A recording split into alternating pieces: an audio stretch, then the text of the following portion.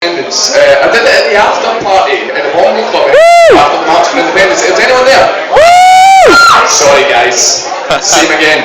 This time you've got Julia instead of Martin O'Connor. What the piece is it's a piece that was made for a thing that I did at the Edinburgh Fringe called the Bloody Great Border Ballad Project, where they've got a whole bunch of different people to make a different piece about the idea of the border between Scotland and England and what it might mean for all our shared future. Now, being the Edinburgh Fringe, in Edinburgh in August in a theatre, that's more or less an English audience. And so it was very much a piece that was responding to that context. It was me imagining what a conversation might be like between myself and a bunch of indie skeptic lefty English mates who are basically trading on quite a lot of misinformation when they try with the best will in the world to engage with the debate. So it's a conversation I don't have with those people very often, and so I imagined how that conversation might go in a series of letters between me and someone who represents an imaginary idea of my lefty English indie skeptic mates, right? So, it's a series of letters, so we'll be reading it. Julia is going to read in for that other character. But when she says stuff, when she says words, yeah, she's acting. That's not what Julia actually thinks. She's representing my imagined idea of some other folk. So, clear as mud, right? Yeah, we get how that works. It's a bit of theatre for you if you're into that. On that, that's a script. Before I kick off, I'm just going to adjust my mic a wee bit more, because I'm fussy like that. But can you say about when you say Julia? Oh, you said that. Oh, aye, Julia. Hold on. So for the sake of making things more simple, this character, who's we're just going to call her Julia, but she's not Julia, because it's the whole theatre bit that I just said. Yeah, we've got that. I think we'd already covered that, but I was going to say. Sorry. Just to make sure that I don't think. Oh, also, it's worth saying as well, this is a piece that owes no small debt to a very excellent piece that was written for National Collective by a guy called Thomas Coles. It borrows a little bit from that piece in its language and its rhetoric, so let's try this. 3 cheers for National Collective for helping us out with that. Yeah, good. We've got a fist in the air, Black Panther for that guy. He's always fucking welcome. Nice one. Right, ready, Julia? Dear Julia, I hope you're well. Did you get my letter about that whole big National Collective Glanjantry and that idea I had? Are you up for it? Yours, Kieran. Dear Kieran, sorry for the slow reply. Things are mental here. Of course I'd be up for helping with this if you're sure that's what you want to do. Can I just check? You're doing a performance in a sort of party celebration gig. There will be poetry and music and people doing a turn, and your idea for that gig is to stand up and to read letters to me about politics. Are you sure? I have to tell you, that sounds awful. Also, what's a clanjamfrey? Yours, Julia. Dear Julia, that's magic, thanks. When I said clanjamfrey, I meant like rumpus, hullabaloo, brouhaha, that sort of thing. I'll take that as your first question. Yours, Kieran. Dear Kieran, well, the first thing is, we're friends, right? I like you, you're my mate. I love Scotland, it's great. Whenever I come to Edinburgh, I feel like I'm at home and I feel welcome. I don't want to change that. Don't you think it would be a shame for you and I to be foreigners to each other? Yours, Julia. Dear Julia, yeah, you know, I appreciate that, but really, if you think about it, that only properly makes sense if you think that foreigners are something dangerous and other. My dad's Irish. We get along just fine. He's my dad. Yours, Kieran. Dear Kieran, okay, sure, fair point. I mean, I slightly resent the implication that what I said makes me some kind of racist, but I see what you're saying. But where I come from, to jump ship because things are looking like they're getting tough is generally seen as a pretty bad form. I mean, if we were a tennis doubles team and things were looking tough, you thought you had the opportunity to do better on your own and sacked it off and did that, I'd be pretty gutted. Yours, Julia. Dear Julia, alright, you're not a racist, sorry, but also it's not doubles though, is it? There's Wales. and Northern Ireland, and if you're going to talk about our past heroic sporting achievements together, well, that's mostly genocide, empire, and the invention of the concentration camp. It's hardly fucking Mighty Ducks, is it? Alright. But the Tyne, the Clyde, and the Mersey should stick together. If you're going to do this, can you at least let Newcastle come too? Or Hackney? Yours, Julia. Dear Julia, no. No, they can't come, sorry. I'm not just saying that to be a dick.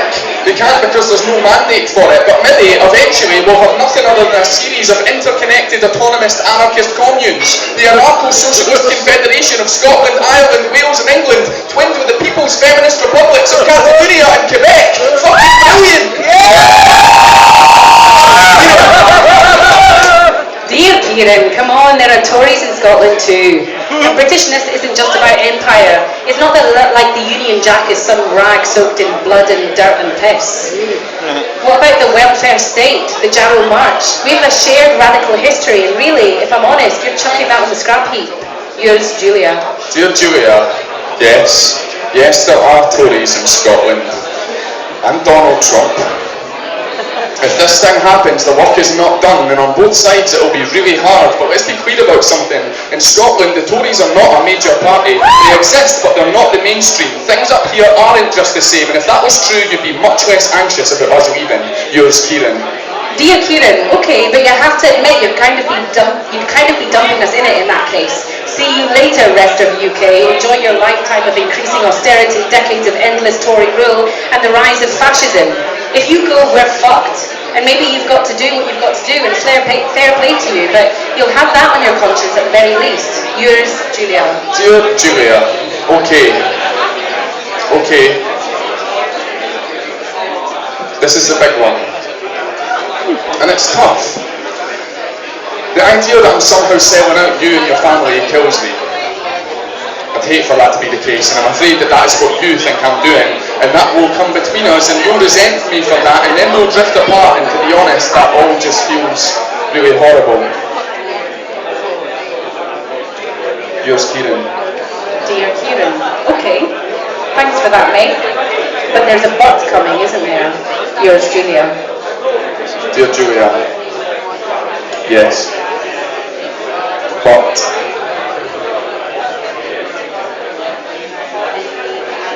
I don't think that I'm selling you in. I think that this is actually the best thing for all of us. That's genuinely what I believe. Yours, Kieran. Dear Kieran, that sounds ridiculous. Go on. Yours, Julia. Dear Julia, do you seriously think that we help you in this union? You removed the Scottish vote from Westminster after the war. Over the pace, it makes virtually no difference to the makeup of the government. Look it up. The idea that we currently swing Westminster to the left is a myth. It's a total myth. But Westminster would not be able to pretend that hard right austerity is the only option if we were given the power to show that that's not the case on this fucking soil. But as it is, bound and gagged by an outdated system, we don't really affect or influence anything at all. We just make you feel better about yourself. A soothing balm for the Anglo-British liberal psyche. And anyway, we're not going anywhere.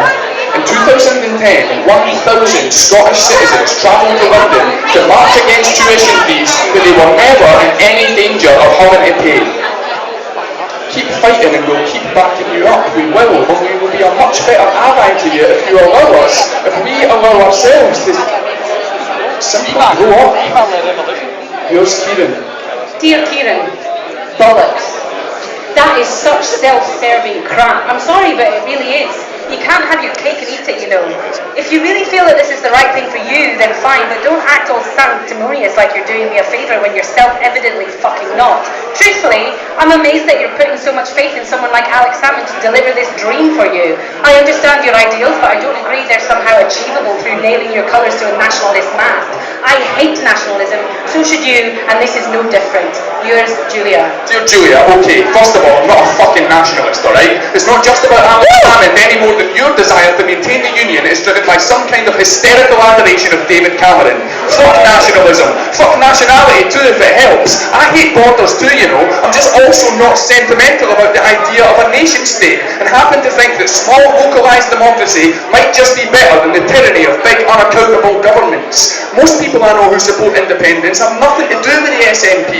So can we just agree to get that clear and move on, or we can keep fighting out this pointless accusation, in which case, why don't we take a look around at who your unionist allies are? Labour, very good. Lib Dems, Tories, and UKIP and the fucking BNP. Nice mates, I hope you're fucking proud of yourself. Yours, Kieran.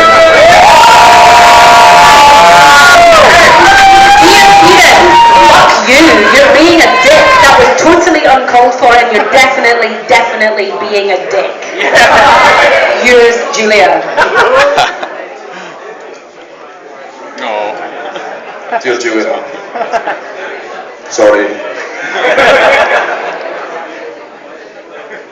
Probably shouldn't have said that.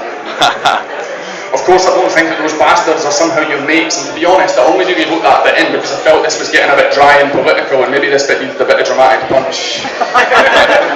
I'm sorry, but can we at least agree now that conflating each other's ideas with one person on either side is not very fucking helpful? Yours, Kieran. Dear Kieran, I really think this is a mistake. You've opened up this big can of worms now and look at the mess we're in. What's more, you've asked these poor people who came here in the hope of some actual entertainment to sit through this, poor sods. I can only hope the other performers tonight, of which I don't know if there are any, will give them a bit of a song and a laugh, or a good story or some actual meaningful art in exchange for their time. But this, what even is this? This is rubbish. And anyway, it's clear we're not going to agree. I wish you would change your mind, but I can see that you won't. Can't we just amicably move on and not bring this up anymore? I want things to go back to the way they were. I want this conversation to go away now. It is causing too much pain. I think we should stop. Yours, Julia. Dear Julia, I hope I haven't upset you too much. If you want us to stop now, that's fine. But I'm not going to stop talking about it, and I can't pretend that it'll go away. It's not the conversation that's making it hurt. The conversation is just drawing our attention to a hurt that's already there. If Scotland does choose independence, that might be tough for us both. It might involve some pretty difficult figuring out in terms of how we continue to live together and alongside each other. But if it goes the other way, it'll be painful too, and you know what? It's painful already. It really is. In hospitals, they sometimes rip open old wounds to allow the tissue or the bone to reform in a way that has a fighting chance of actually working. To prevent the body from internalising it and carrying it around forever, making a tiny but very real shooting pain every time it takes a step. A disfigurement that hampers the ways in which it can move, the ways in which it can imagine itself moving. In hospitals, Julia, they understand that sometimes you have to pull open old wounds if you're going to ever really heal. Stopping this conversation doesn't make this hurt go away.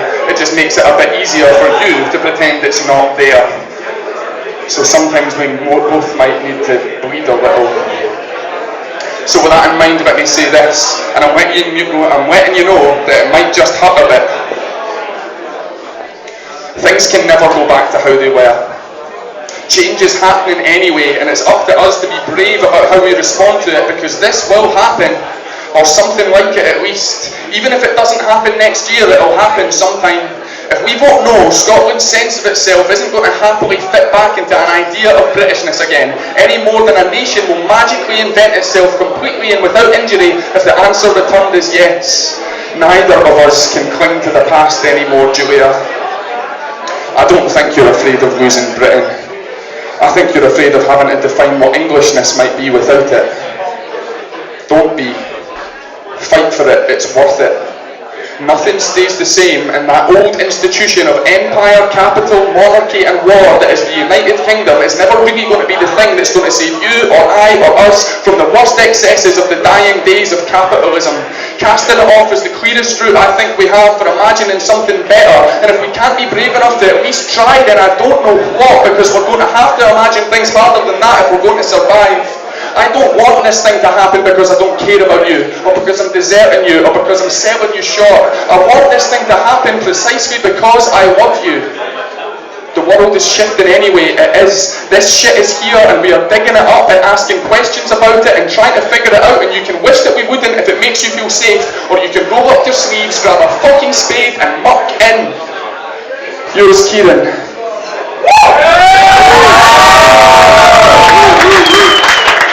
Dear Kieran, very good, but I'm still not convinced. Partly because I plain disagree with a lot of stuff you said, but mostly because these questions you've had to have me ask, they aren't mine.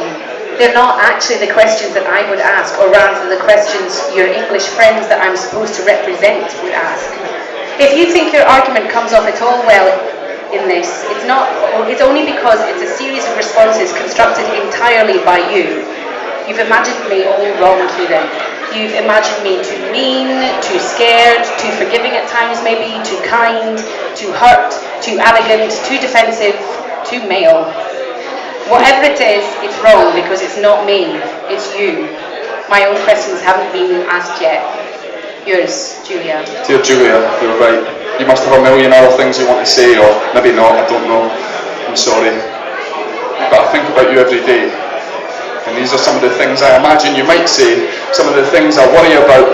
If you have other questions, please ask me, because I want them, I really do. Because whatever happens, we need to live together on this collection of rocks, so at the very least, let's keep talking. The thing is, I don't ever want to lose you. I hope you don't think that makes me some kind of hypocrite, because honestly, it doesn't. I'll be down south soon, maybe I'll give you a shout, go for a beer or something. Yours, Kieran. Dear Kieran. Alright. Buy me a pint and I'll ask you my real questions then. None of this imaginary bollocks. By the way, I looked up that Scottish word, tangent-free, and you're wrong. It doesn't mean hullabaloo, it means a mob or a rabble. The way you used it before, it doesn't make any sense. Use. Julia. Dear Julia. Tangent-free. Oh yeah. Oops. Thanks for this, by the way, mate. Pint sounds good. I'll see you soon. Yours, Kieran.